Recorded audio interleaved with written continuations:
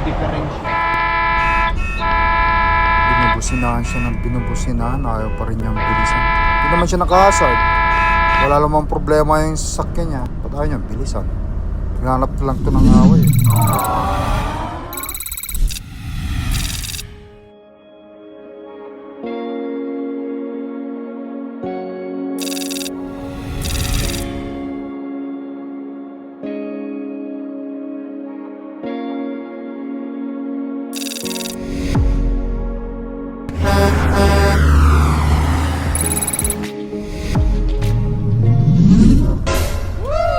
Nalaglag guys. Finish out nila. Nakatulog siguro to eh. Dry naman eh. Oh. Dry naman yung kapaligiran. Ano? Laglag simay. Ano yan? Anong company? Pangalan. Canadian ba? Hindi ko makakita guys. Alis na yata nila yung ano. Alis na yata nila yung truck ko. Trailer na lang yung nabutan natin. Inaahon. Baga binibingwit sa gilid ng kalsada. Anyway guys, nandito na tayo I-84. 2 oras na lang sa ating pick upan. Yes! At nag-enjoy ako dito sa view nito. Kasi ang ganda oh. Temperature dito plus 16. Mainit lang.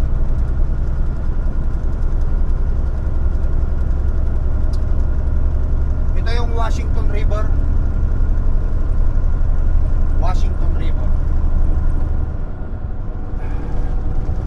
Mamaya pagka babalik tayo. Naka-pick up tayo dito rin tayo dadaanan din natin ito.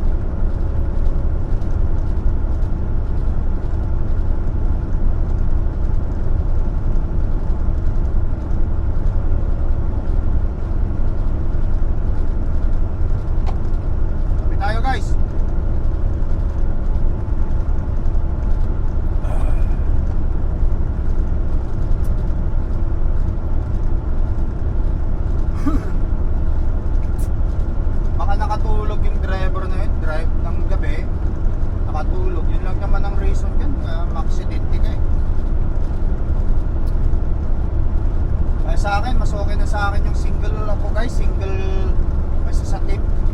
Yung team, ang advantage naman ng ito ay share ko sa inyo kasi alam nyo naman sa mga nakasunod sa video vlog ko, no?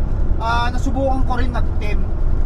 Ang team, unahin natin yung advantage ng team, no? Ang team, ang advantage ng team is dalawa kayong tumatakbo. It means dalawang tao yung gumagawa ng miles ninyong dalawa, mas malaki ang kikitain nyo doon. Yun ang mas malaki ang kita kapag tuloy-tuloy ang biyahe tapos team pa kayo. Ngayon, ang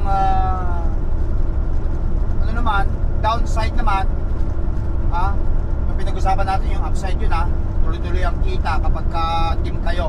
Mas malaki ang income nyo kasi nga dalawa kayo tumatakbo, yung isa natutulog tapos yung isa naman nagdadrive, dire-diretso yan, non-stop ang kitaan ng miles nun, kumbaga takbo ng takbo. Ngayon yung downside naman is ang problema naman dyan yung aantukin ka kasi guys sa totoo lang kahit na hindi ikaw nagdadrive at nandito ka sa bank yan ka natutulog ka dyan, mahirap din kasi ang hirap matulog guys. Sa totoo lang, ang hirap matulog.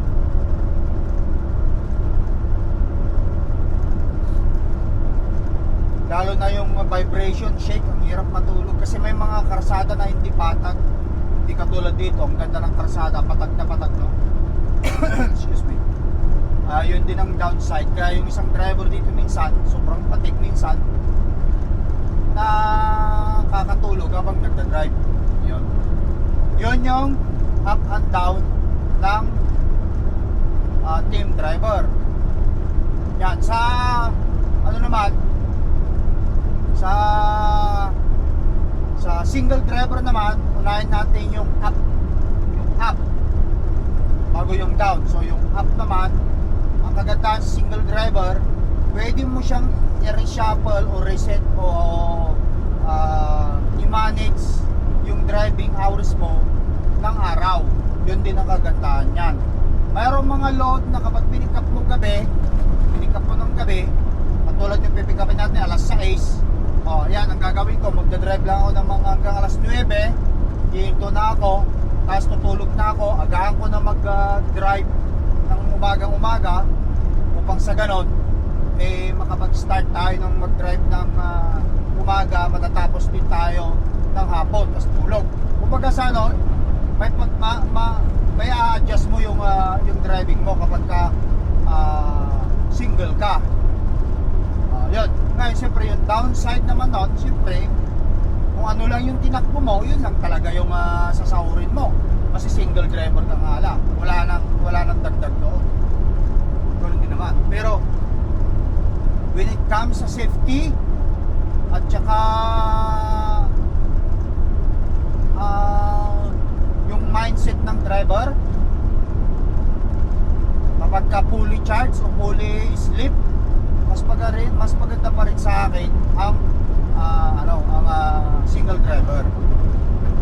Don't get me wrong sa mga team driver dyan, hindi ko inaano yung inyong kagustuhan, rinirespeto ko lang, pero alam naman ng lahat na ako nag team driver din ako. Meron din akong ka-team dati ng almost 3 months, no? Alam naman natin lahat, almost more than 3 months pala, kulang-kulang 4 na buwan din kami nag-team yung ka-team ko.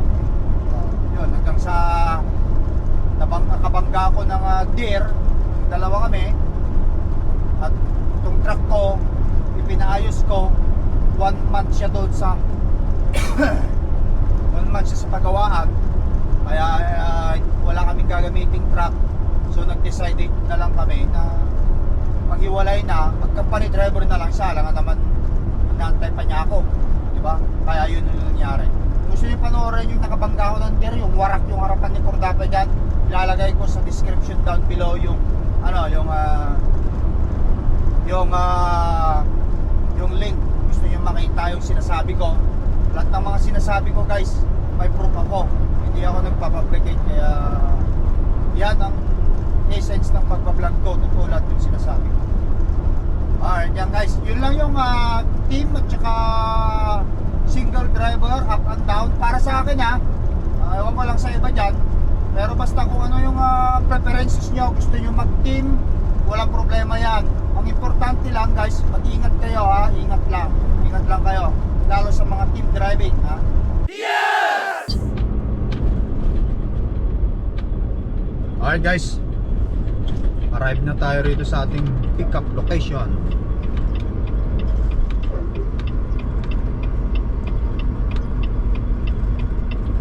Alas 6 pa. Sana pag nag-check-in ako, mabigyan na ako ng door para no problem.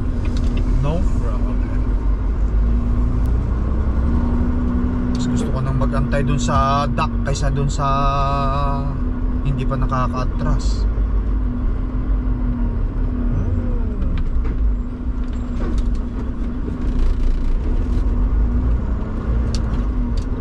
In 1/4 mile, turn right.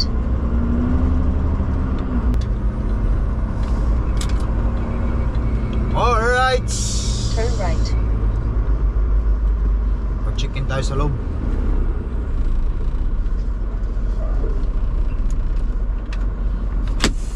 Pero bago tayo dumiretso doon, i-ano ko na to, i-adjust ko na yung tandem ko. Kasi yun ang ano rito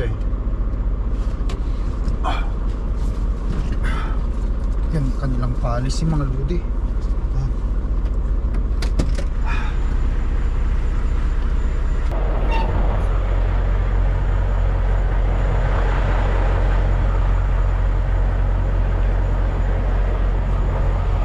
Diretsohan na to guys.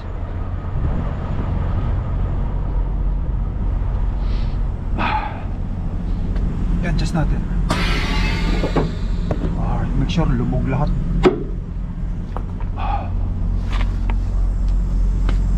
Sa kabila.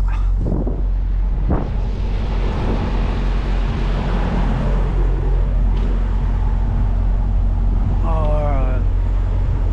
Okay, lubog lahat.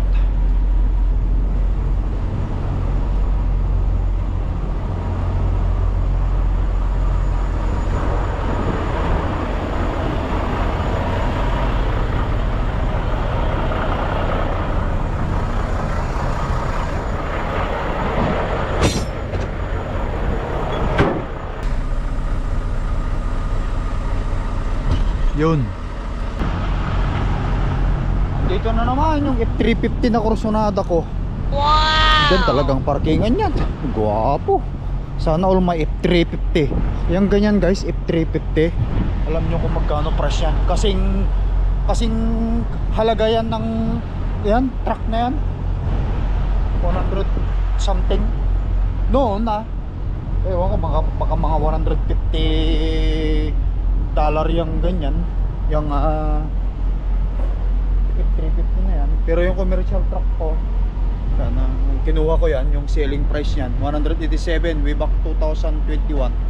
Ngayon mahal na. You'll be in door 6. And where are you crossing? Kings Gate. Thank you. Yeah. And your carrier? Turk Enterprise. Door 6 Door 6. And your trailer number, please? 1452. 1452? Yes. All right. That's Perfect. the one. Okay. Thank you. Alright. Alright guys, yan. Door 6. Door 6 na. Para sana natin agad.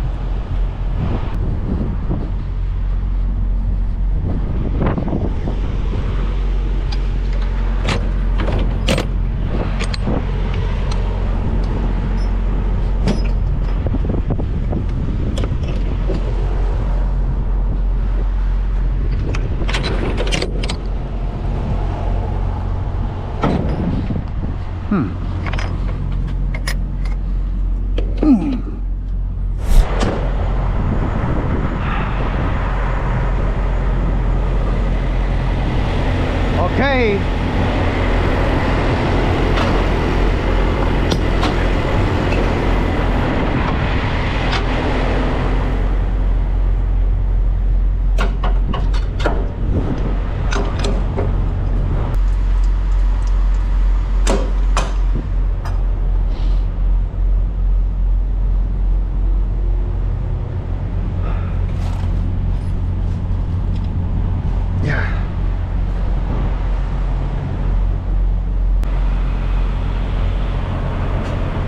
Are you start putting it now? Huh? Are you loading it now? I don't know. Oh, okay. I don't work inside. Alright.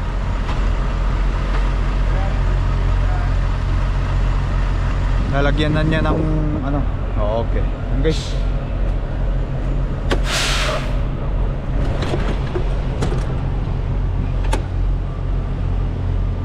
You have to give me a little bit because it's disconnected from it, so I gotta. It's gonna be a minute. Thank you. Yep.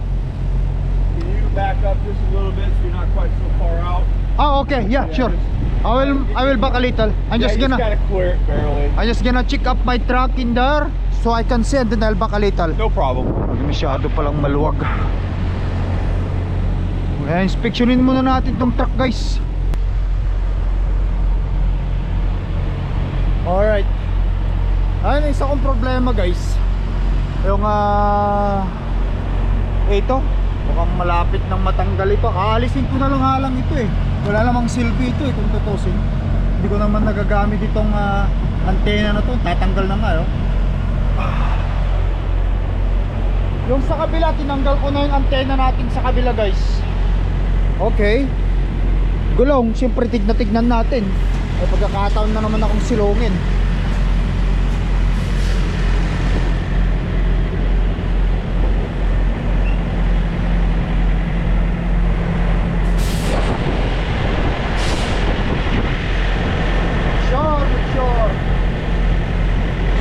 natin ang unit.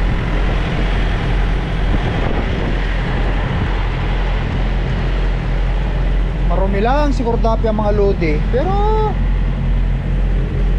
winter naman eh. Pagdating ko ng Calgary, magpapa-grease ako. Tignan ko kung magpapa-change oil na rin ako siguro. Alright. Kakapapa-change oil ko pa lang naman ito eh, nung January. Nung, di ba, nag-bakasyon ako nung December. Pumalik ako ng January. O, January, February, March, 15 pa lang ngayon.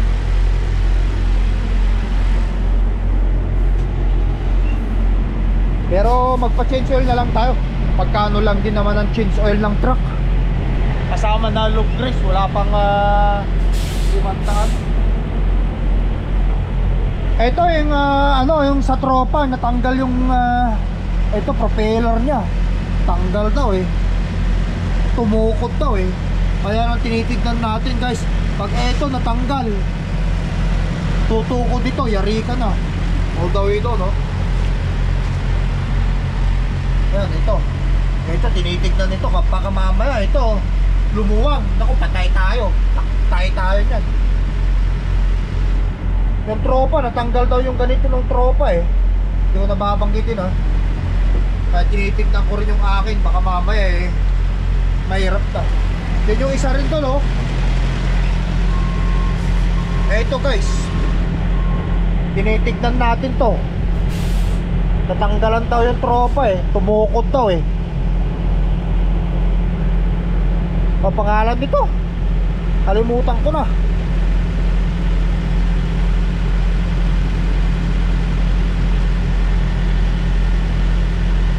Alright, yan lang talaga.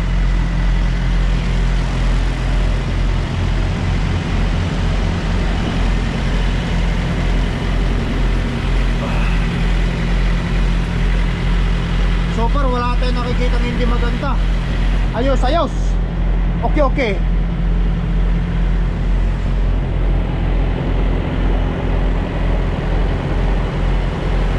Walang problema guys, sa awa ni Lord.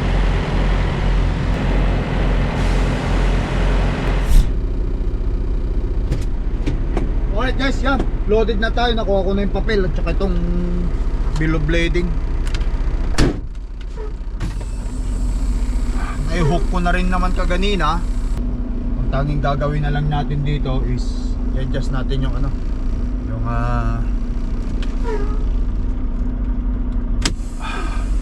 yung kanyang tandem, tapos lagyan ko ng seal. I-secure na natin yung load natin.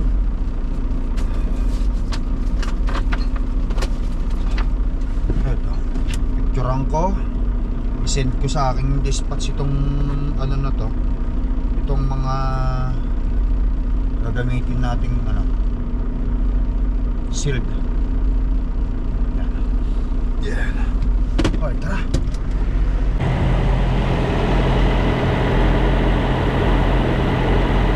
Yan.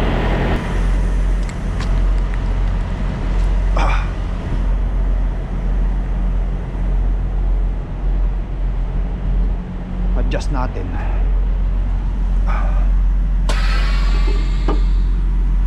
Yun.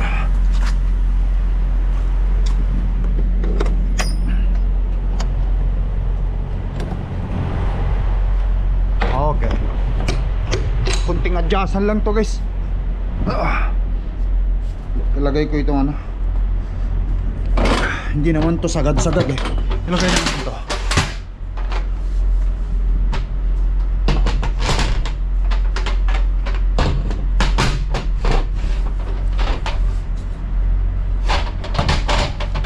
Yan.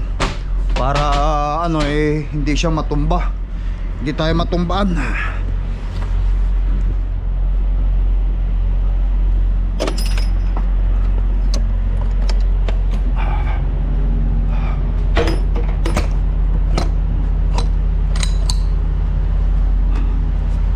Tapos lagay natin to.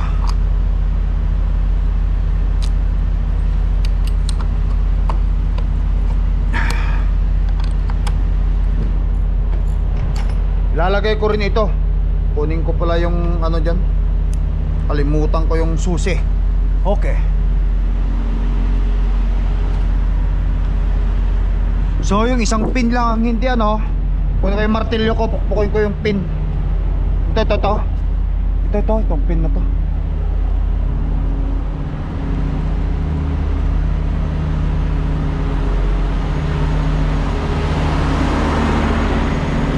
You know what? Yun. Hindi na pala natin kailangan. Atin kung ano na nag-move. Okay na. Nag-move kahit hindi ko pala pukpukin. Tapos yan. Katras ko, sa atrasan lang.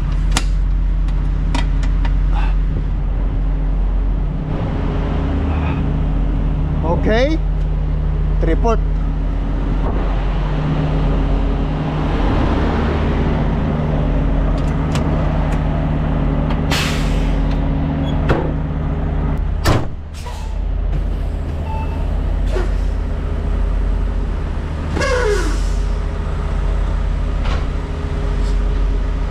Yun guys.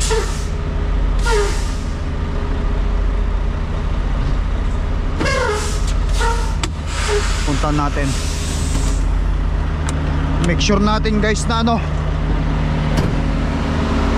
Siguro daw yun natin nag-lock yung pin. Yan. Yun. Lock na yung pin. Yan. Lock yung pin niya. Ilaw. May mga timbangan tayo dyan na dadaanan eh. Okay guys, tara. Maaga ako ngayon, eksaktong-eksakto. Alas 5 natapos ako naludan. Ang appointment ko rito alas 6. Maganda rin pagka maganda yung umaaga ka rito eh. Tara. Mag-drive ako hanggang gabihin ako, tapos matulog, tapos bukas full driving tayo bukas. Tara guys, hanap tayo ng tutulugan. Siguro mga hanggang alas 5, 5, 6, 7, 8, 9. Mga alas 10, mga 5 oras. Tag-test. Yun.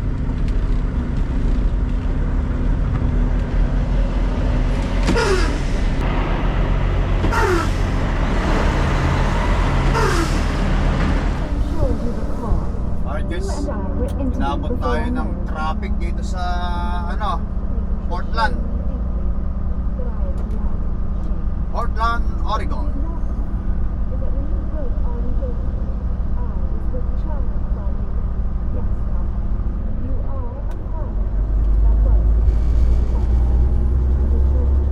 Tandaan lang, kasi baka mamaya makabangga pa tayo. Maraming mga tisiraulo rito sa sa Portland, Oregon eh. Dito nga ako guys, dito nga ako ni road rage, di ba? Yung panoorin yung road rage, ilalagay ko sa description down below yung video na ni road rage ako.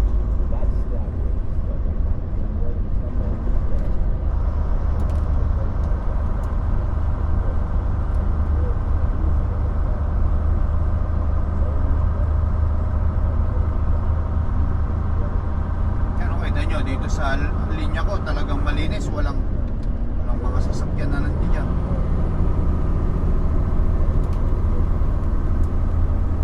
In 1 mile, keep right on US 26, then keep right. At least dito may braking distance ako, malinis eh. Ayan, kita nyo hanggang doon.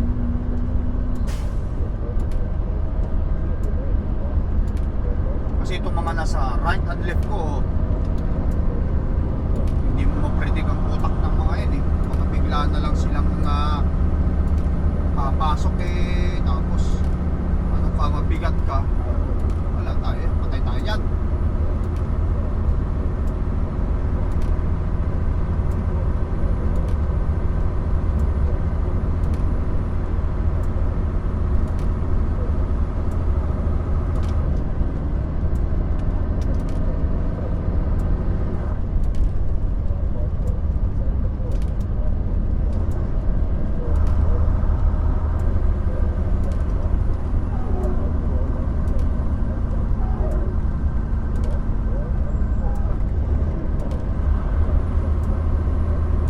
US 26. Kunin natin itong US 26 na to. Kakanan na tayo.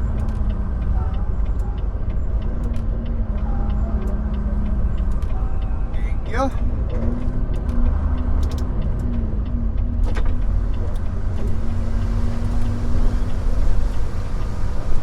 Pagpurbahan na dito eh, delikado dito eh.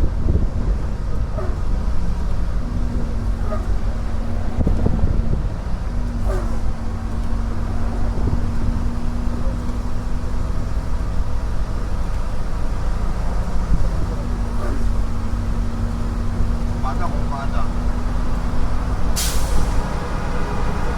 Keep right on US 26, then keep right.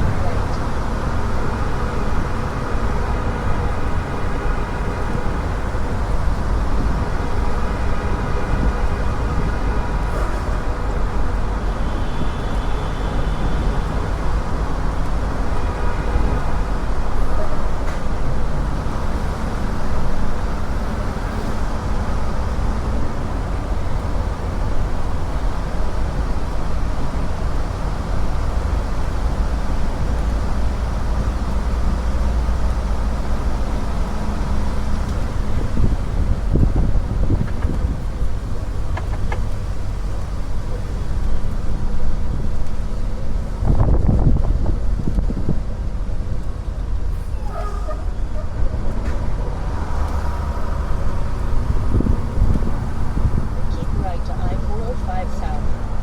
Salon is 26.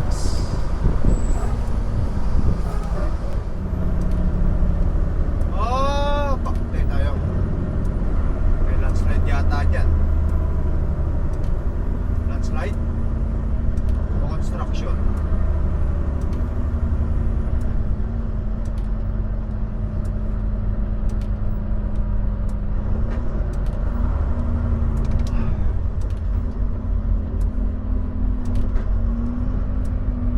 Inabot, inabot, inabot.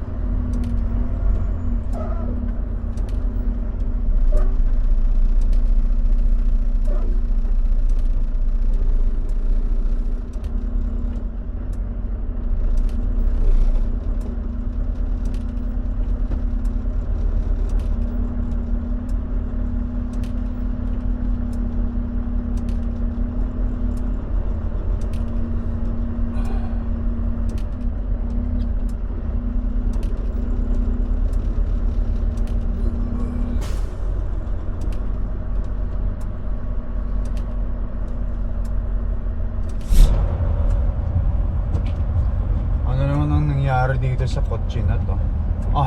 Ayaw umabante oh. Ito tumalit na to. Maluwang naman doon.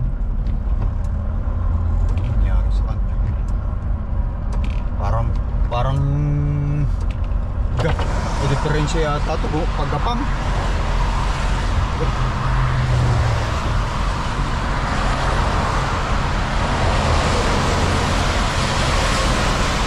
Meron sigurong problema. Sira siguro, nasira.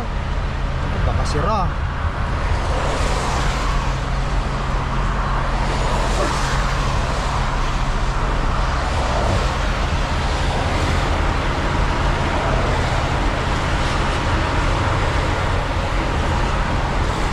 Bakal niya talaga.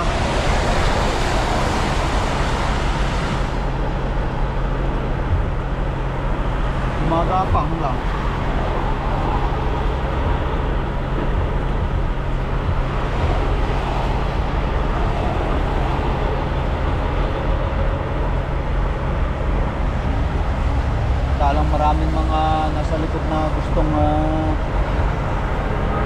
marurot eh. Ano siya, ang bago. Okay, grabe siya. Pero may difference ang saktan niya guys. Masa walagay niyo? Mukhang may difference. Binubusinahan siya ng binubusinahan. Ayaw pa rin niyang bilisan. Hindi naman siya nakahasard.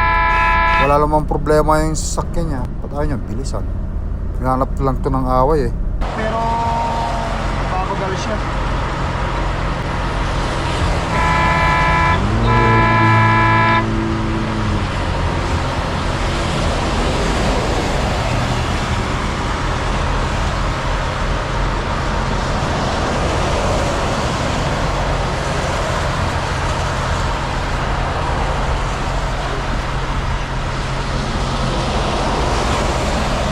Masabay lang sa akin, sa amin, pero may space naman dun sa ano.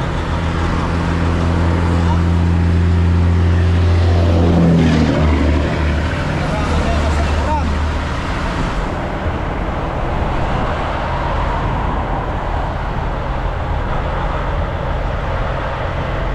Narangan niya nasa likuran.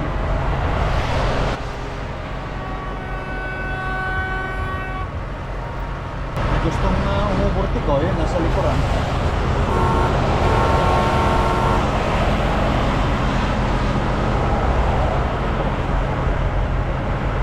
Wala no, huminto na yung sasakyan niya dun. Bakit kaya huminto na? Ewan ko, hindi ko na alam guys kung anong nangyari dun sa nakakotse dun. Wala na, naunahan ko na eh. Pinagpasan ko na yung nakakotse eh. Kanina, hindi ko alam kung anong nangyari sa puwitan. Ito ano to, construction ba? Ay, hindi pala. Ito palang problema eh. Siraan pala. Siraan palang semi-truck. Siraan pa, oh, sira lang. Ay, banggaan. Banggaan pala. Warak yung nasa harapan eh. Kaya pala. Ay, hindi kotse oh. Hinihila rin. Banggaan. Ayan, harap na lang tayo ng tutulugan natin. Madilim na. Hindi ako naman tayo. Yes!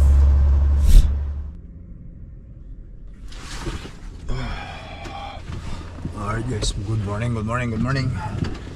Ayan, babalik tayo. Andito na tayo sa ano guys, Rupos, Wasco, Oregon.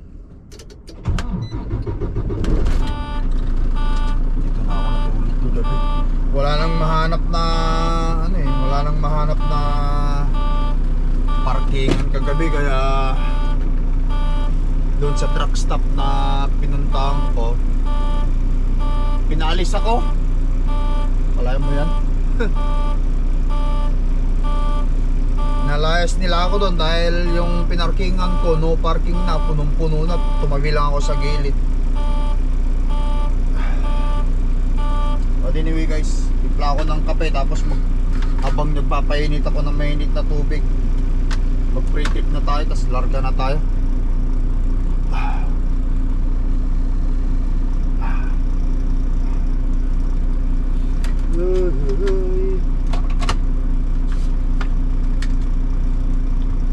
Hindi ko alam kung anong climate ngayon sa ano guys, sa Ontario. Parang malamig yata. Bukas pa naman delivery ko. Kung sasagarin ko mag-drive ngayon, nandun na ako sa Ontario mamaya. Pero malang alanganin. Kaya ang gagawin ko na lang hatiin ko na lang. 650 miles na lang naman ang tatakbuhin natin. Hatiin na lang natin. Hatiin na lang kumbaga sa tara guys, baba tayo. Free trip tayo. Tripping ko na to at lalarga na ako.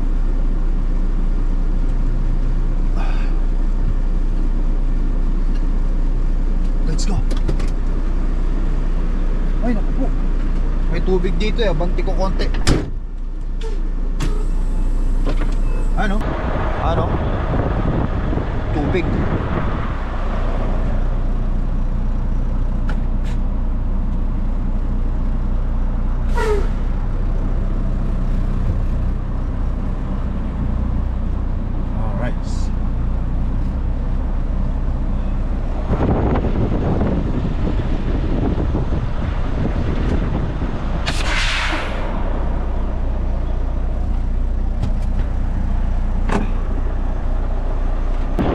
Okay. Lights. Ang ganda guys ng ano, ang ganda ng mga tanawin, no? Tingnan nyo. Diyan yung mga windmill. Lights ni Cortapia. Ah, meron ding truck sa likuran ko pala. Oh, may truck din. Okay. Gulong. Matigas. Ayos. Oh, yun. Kilo dito sa likod. Ayos, lahat gumagana. Oh, ang galing na nga pong nyo lakay. Bigyan nyo naman ako ng isang bagsak na ayos yan guys. Dahil sa DIY natin, kaya ng inyong apong lakay.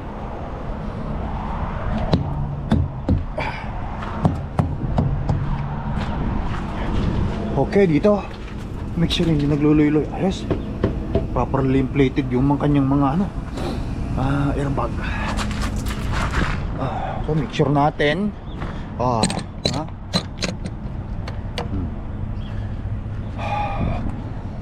Ilaw dito, ayos. Dito rin.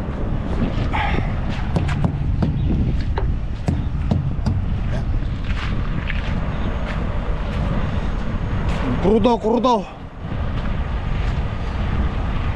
Tripod pa, marami pa.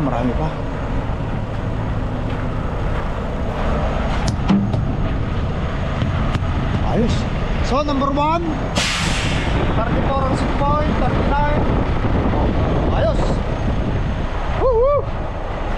Okay na. Okay na. Napalibutan tayo.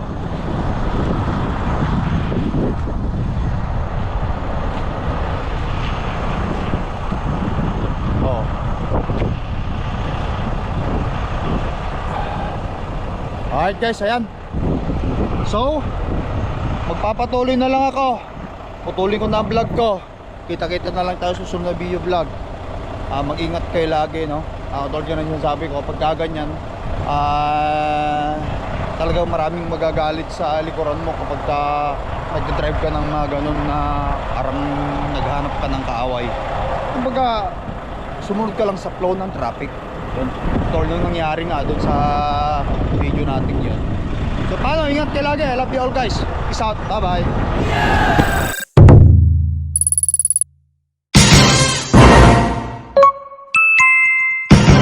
Lakai Tracker.